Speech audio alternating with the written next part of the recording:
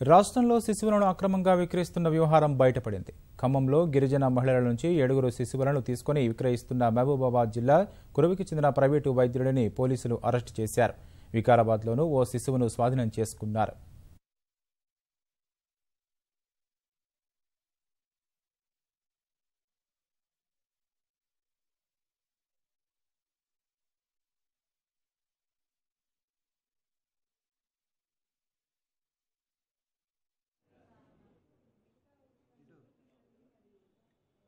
నెల పాపని పిల్లలు లేకపోతే పెంచుకోవటానికని తెచ్చుకున్నారు. అక్కడ ఒక బిఏఎంఎస్ డాక్టరు ఇలా ఆ పాపని హెల్త్ బాగాలేదు, ఆ పాపకి కొంత డబ్బులు అవుతే నేను నయం చేసి ఇస్తానని చెప్పేసి పాపని ఇచ్చాడు.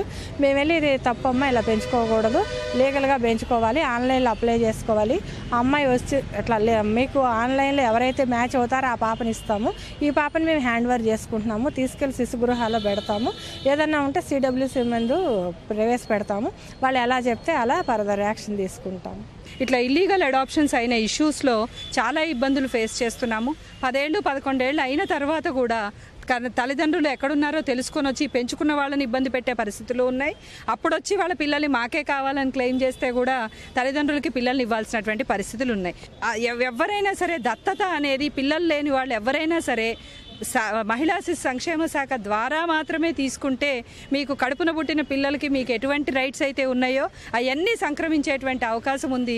కాబట్టి ఎవరూ కూడా ఈ మార్గంలో అక్రమంగా ఎవరూ కూడా పిల్లలు వాళ్ళు ఇస్తామంటే వీళ్ళు ఇస్తామంటే 50,000 60,000 లేదా 10,000 వాళ్ళ హాస్పిటల్ ఖర్చు ఇట్లాంటి ఇచ్చి ఏఈ కూడా పిల్లల్ని దయచేసి ఎవరూ కూడా తీసుకోవద్దనేది మాకు డిపార్ట్మెంట్ తరపు నుంచి విన్నపం అండి. ఇదంతా కూడా